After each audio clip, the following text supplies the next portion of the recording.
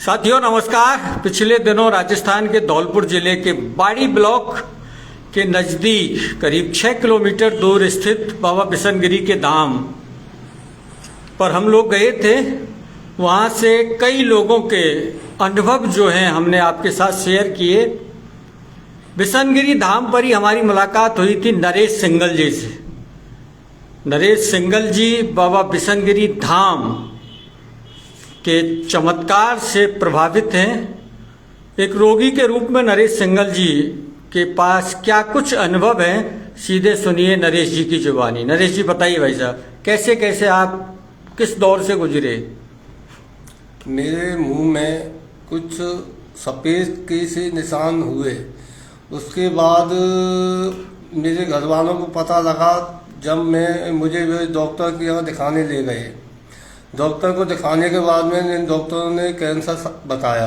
अच्छा, जांच में फिर यहाँ से मुझे वो जयपुर ले गए। जयपुर दिखाया तो उन्होंने कैंसर बताया। किसी रिश्तेदार का फोन आया मेरे पास बाड़ी से। उन्होंने कहा कि तो आप यहाँ आइए और एक बार बाबा बिशनगिरी के यहाँ चलते हैं। अच्छा, बाड़ी में आपके रिश्तेदार हैं? हाँ जी, हाँ जी। हाँ, तो उन्होंने मुझको वो साथ लेके गए।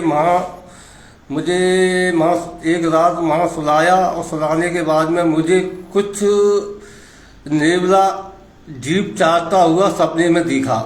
नेवला जो है वो सपने में आपकी जीभ को चाट रहा था और आप सो रहे थे बाबा बिशनगिरी के मंदिर में। हाँ, करीब रात को 1:30 बज रहा था। हाँ। और मुझे है ना, मेरे गाल पर बहुत तेजों से दर्द हुआ। उसके बाद में मैं चुपचाप फिर सो गया। सुबह दर्शन करके आरती लेके मैं अपने घर आ गया। जब मुझे कुछ ऐसा महसूस हुआ कि जब मैं कुल्ला कर रहा था तो सफेद सफेद खाल मेरे मुंह से जा रही थी। वहां से आने के बाद में अपने घर आ गया तो मुझे कुछ काफी फायदा महसूस हो रहा था। सफेद खाल जब भी कुल्ला करता था तो सफेद खाल निकलती थी। तो भगवान की दुआ ऐसी हुई कि मैंने ऑपरेशन तो कराया मगर मुझे आराम बाबा बिशनगिरी से ज्यादा हुआ। मतलब आपने बाद में उपचार तो कराया लेकिन मूल रूप से आपको फायदा जो है वो बाबा बिशनगिरी ने किया। अच्छा। मुझे कोई कैंसर नहीं निकला मगर मैंने घर वालों के उससे मैंने ऑपरेशन तो करा लिया। अच्छा। मगर आज मैं पूरी तरह बाबा बिशनगिरी की कृपा से सही हूँ। बाबा की कृपा से आप पूरी तरह स्वस्थ हैं। किसी प्रकार खाता हूँ, कोई दिक्कत नहीं है। वैसे मेरी आधी जीभ कटी है, वैसे मेरी जीभ भी बिल्कुल आज की तारीख में बिल्कुल सही है। मैं आज भी बाबा के दर्शन करने जाता हूँ, भभूत लगाता हूँ और स्वस्थ हूँ। एक बार आप जीभ लोगों को थोड़ा सा दिखाएं। ये देखिए, तो वो जो शिकायत थी वो जीभ पर ही थी। हाँ, सफेद चकतरा जो बना था जीभ पे था, जीभ पर ही था। हाँ, वैसे मैं बिल्कुल सही हूँ, कोई दिक्कत नहीं है। और मेरी रिपोर्ट नेगेटिव आई थी, कोई बायोप्सी में कैंसर वगैरह नहीं निकला था। अच्छा, उसके बाद आपकी पहले सबने आपको कैंसर बताया। हाँ। बाद में जो रिपोर्ट आपकी आई सब कैंसर नेगेटिव आ गई। सारी रिपोर्ट कोई मैंने थेरेपी वगैरह कुछ नहीं कराया। अच्छा, किसी प्रकार का कोई ऐसा वैसा कुछ नहीं करा। बाबा उसी रोज मेरा जो नेवला ने जो भी कुछ किया बाबा की कृपा से हुआ।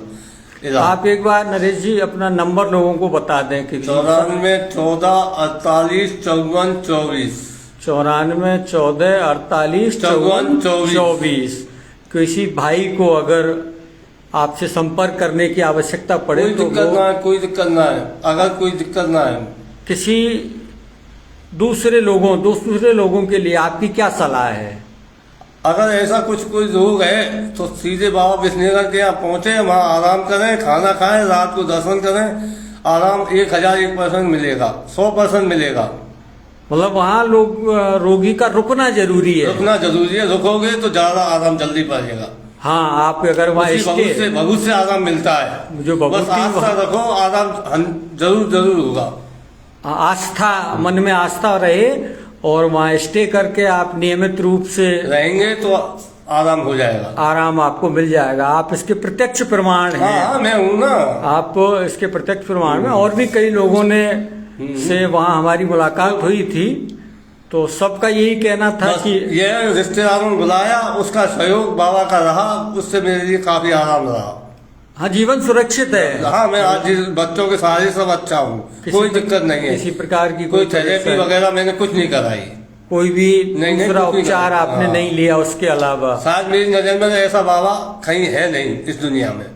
हाँ हाँ, जिसको प्रत्यक्ष रूप से वहाँ पहुंच जाने वाले हर व्यक्ति को फायदा मिल आराम जाता है। मिलता है, हर व्यक्ति को आराम ऐसा कोई नहीं है जिसको आराम नहीं मिले।